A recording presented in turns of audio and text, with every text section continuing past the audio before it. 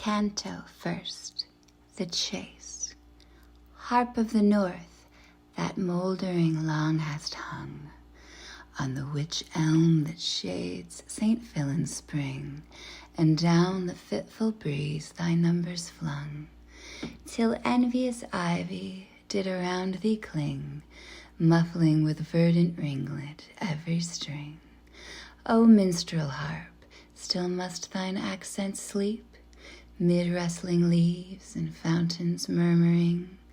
Still must thy sweeter sounds in their silence keep, nor bid a warrior smile, nor teach a maid to weep. Not thus in ancient days of Caledon was thy voice mute amid the festal crowd, when the lay of hopeless love or glory won aroused the fearful or subdued the proud.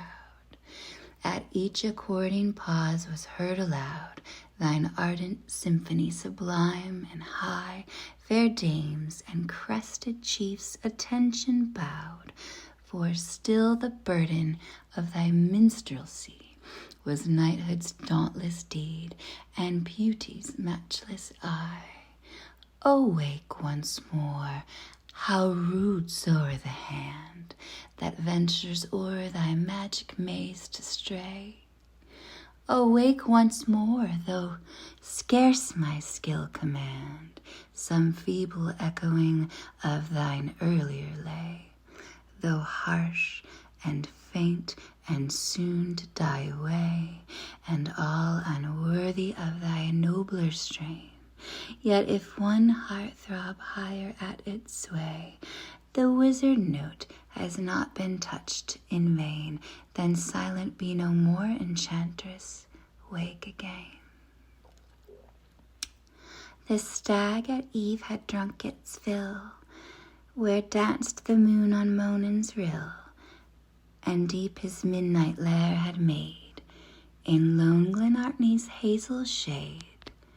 But when the sun his beacon red had kindled on Benvoirlich's head, the deep-mouthed bloodhound's heavy bay resounded up the rocky way, and faint from farther distance borne were heard the clanging hoof and horn, as chief who hears his warder call to arms, the foemen storm the wall. The antlered monarch of the waste sprung from his heathery couch in haste, but ere his fleet career he took, the dewdrops from his flanks he shook. Like crested leader proud and high, tossed his beamed frontlet to the sky, a moment gazed down the dale, a moment snuffed in the tainted gale, a moment listened to the cry that thickened as the chase drew nigh. Then as the headmost foes appeared, with one brave bound the copse he cleared, and stretching forward free and far, sought the wild heaths of Umbar. Yelled on the view of the opening pack, rock, glen, and cavern paid them back. To many a mingled sound at once the awakened mountain he gave response. 100 dogs bayed deep and strong, clattered 100 steeds along. There pealed the merry horns rung out, 100 voices joined the shout, with hark and whoop and wild halloo, no rest Bonvoirlich's echoes knew. Far from the tumult fled the roe, close in her covert cowered the doe. The falcon from her cairn on high cast on the rout a wandering eye, till far beyond her piercing ken the hurricane had swept the glen. Faint and more faint, its failing din returned from cavern, cliff, and linn, and silence settled wide and still on the lone wood and the mighty hill. Less loud the sounds of sylvan war disturbed the heights of Armbar, and roused the cavern where, 'tis told, A giant made his den of old, for ere that steep ascent was won, high in his pathway hung the sun, and many a gallant stayed perforce was fain to breathe his faltered horse.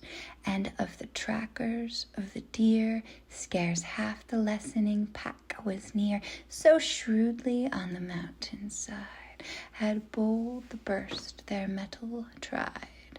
The noble stag was pausing now upon the mountain's southern brow, where broad extended far beneath the varied realms of fair Menteith. With anxious eye he wandered o'er mountain and meadow, moss and poor, and pondered refuge from his toll by far Lochgard or Aberfoyle. But nearer was the copsewood grey that waved and wept on Loch Acray, and mingled with the pine trees blue on the bold cliffs of Bonvenue. Fresh vigor with the hope returned, with flying foot the heath he spurned, held westward with unwearied race, and left behind the panting chase.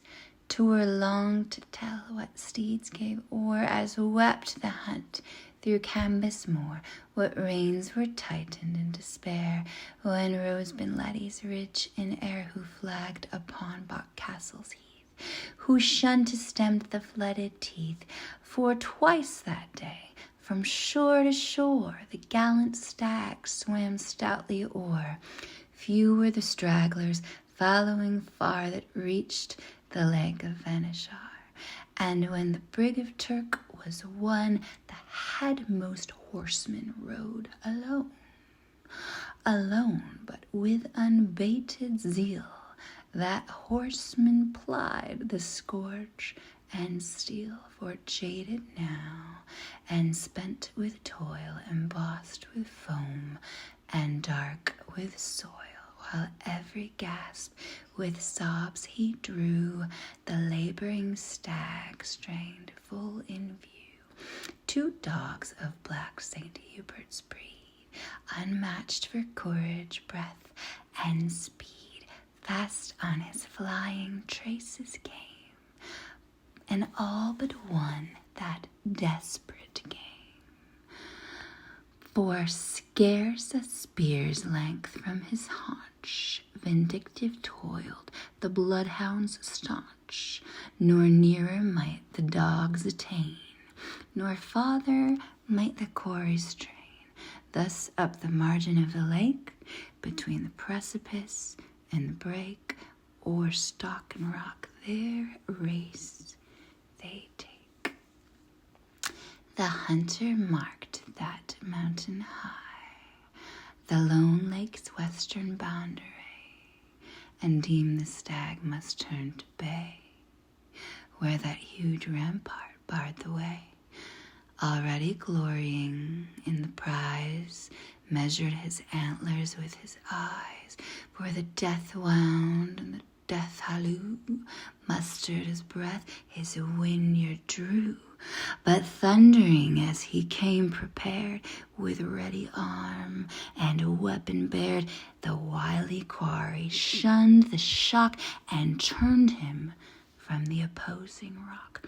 Then dashing down a darksome glen, soon lost to hound and hunter's ken.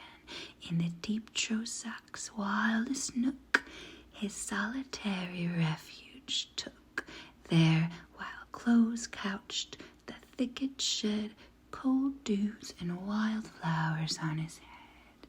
He heard the baffled dogs in vain rave through the hollow pass amain, chiding the rocks